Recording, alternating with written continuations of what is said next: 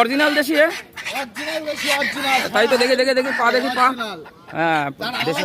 না না, তার আওয়াজ শুনলে আর পা সরু, পা সরু, মুরগি বেশি বড় হবে না। এই যে স্পিড।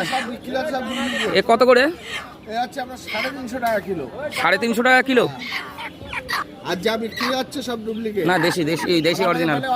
না না, অরিজিনাল অরিজিনাল, এটা নিয়ে কোনো সন্দেহ নেই তোমার। ও আর ওর দাপানো দেখলে বোঝা যায়। আর পা ছোট হয়, পা পা সরু, পা সরু।